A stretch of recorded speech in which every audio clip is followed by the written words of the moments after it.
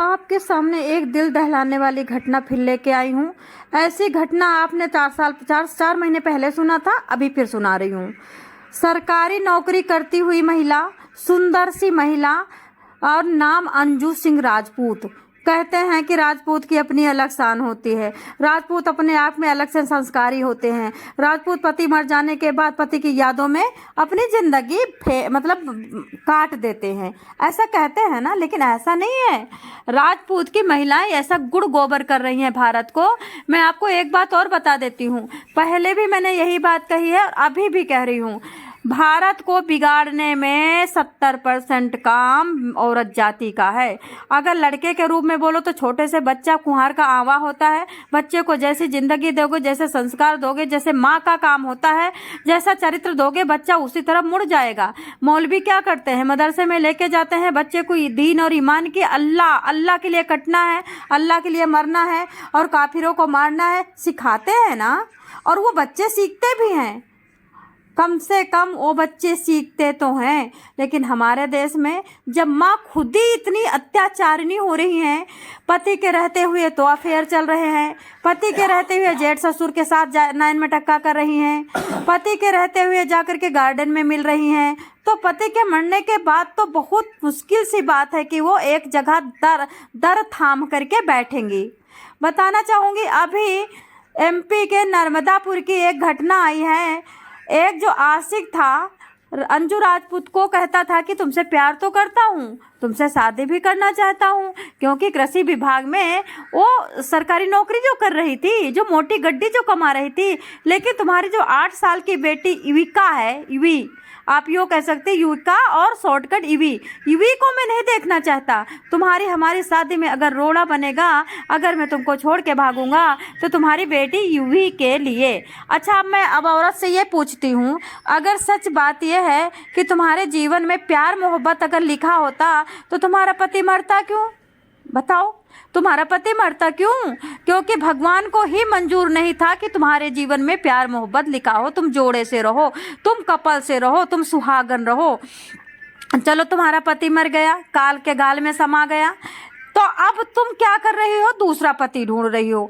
दूसरा पति तुम्हारे पैसे का प्यासा है, तुम्हारे शरीर का प्यासा है और तुम्हें सच्चा प्यार करता है, तो तुम्हारी बेटी को भी प्यार करेगा, तुम्हारे गंदगी को भी प्यार करेगा, तुम्हारे चेहरे काले चेहरे को भी प्यार करेगा, तुम्हारे अनपढ़ता को भी प्यार करेगा, तुम्हारी गरीबी को भी प्यार करेगा, तुम्हारे माँ बाप को भी प्यार करेगा। लेकिन वो तुम्हारी 8 साल की मासूम बच्ची को भी नहीं प्यार कर रहा है।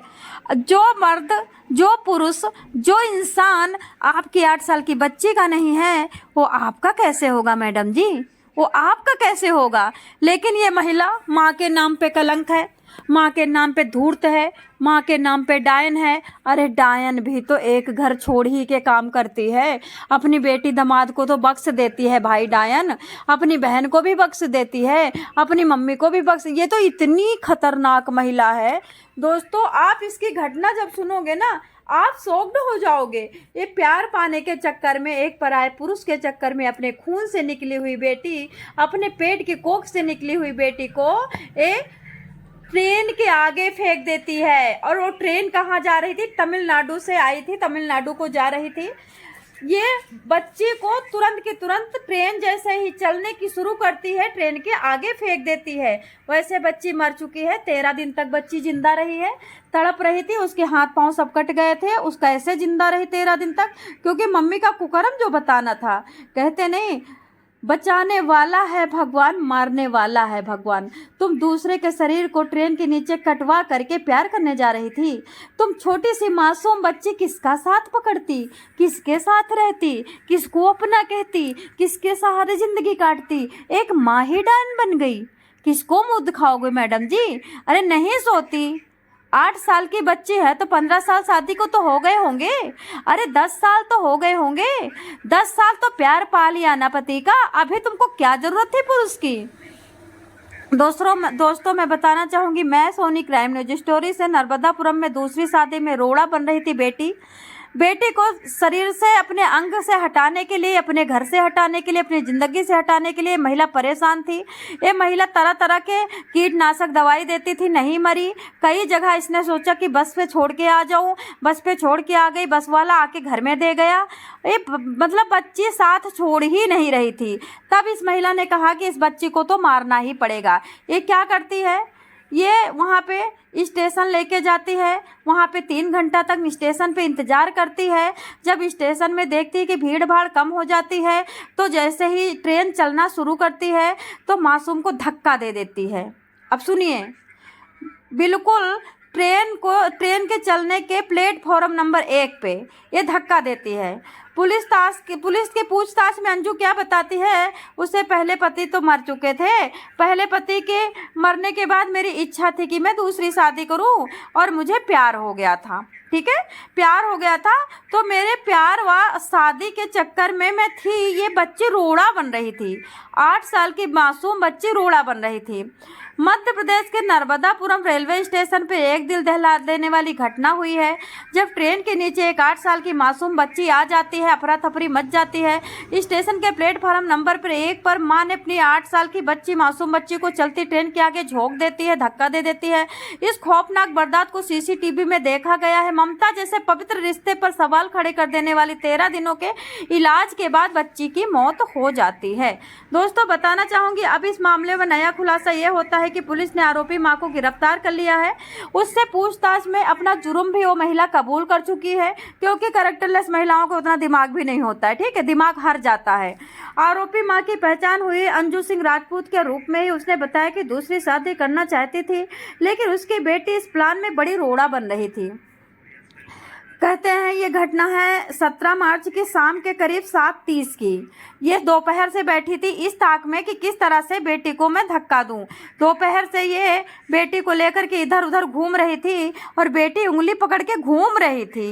बेटी को जरा सा भी इसने नहीं बताया कि रात का अंधेरा होते ही बेटी तुमको मैं ट्रेन के आगे झोंक दूंगी। देखो, बेटी बेचारी किसके साथ रहती, बताओ, बाप तो मर गया।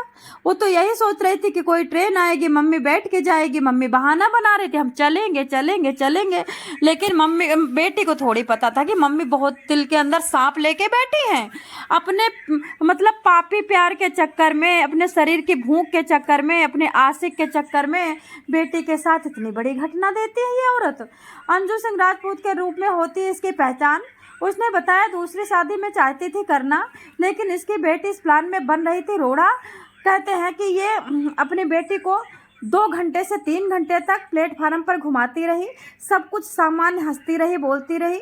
ट्रेन प्लेटफार्म पे पहुंची, महिला ने बच्ची को धक्का दे दिया। बच्ची ट्रेन के चपेट में आ गई है। बच्ची ट्रेन के किनारे जो दीवार रहती है उसमें चिपट गई थी। 8 साल की बच्ची थी। वो अपने को बचाने की बहुत कोशिश की, लेकिन उसके अंग सब कट गए हैं। आप सोच सकते हैं कि बगल में कितना सारा जगह रहता है। बगल में छोटी सी जगह रहती है, उसमें भी ट्रेन फैली रहती है, घटर घटर करके चलती है, पाट पुर्जे सब बाहर निकले रहते हैं। इस घटना के बाद स्टेशन पर अफरा तफरा मच गई। गंभीर रूप से घायल बच्ची को तुरंत जिला अस्पताल ले जाया गया, जहां प्राथमिक उपचार के बाद उसकी नाजुक स्थिति बनी रही।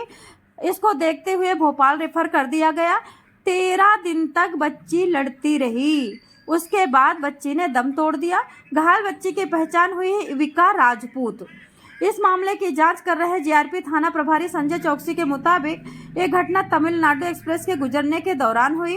ये पूरी घटना सीसीटीवी में कैद हो गई। पूरी घटना सीसीटीवी में कैद होने के बाद 8 साल की बच्ची के साथ करीब 2 से 3 घंटे तक प्लेटफार्म पर घूम रही होती है।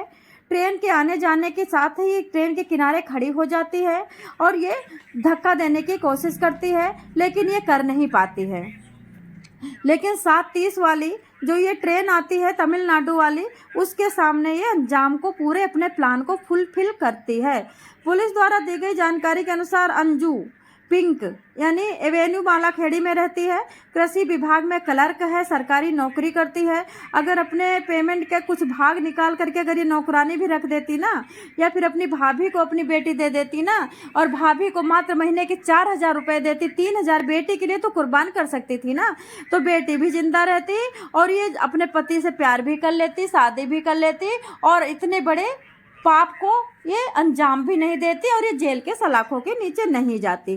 फिलहाल अभी माला खेड़ी में रहती है। ये कृषि विभाग में कलरक हैं। अंजू ने बताया उसे पहले पति की मृत्यु हो चुकी थी, उसे अनुकंपा नियुक्ति मिली थी। अंजू दूसरी शादी करना चाहती थी, बच्ची को मना कर दिया था। उसके जो प्रेमी थे बोले बच्ची की वजह से मैं शादी नहीं करूँगा, इस वजह से मैंने हत्या को अंजाम दिया।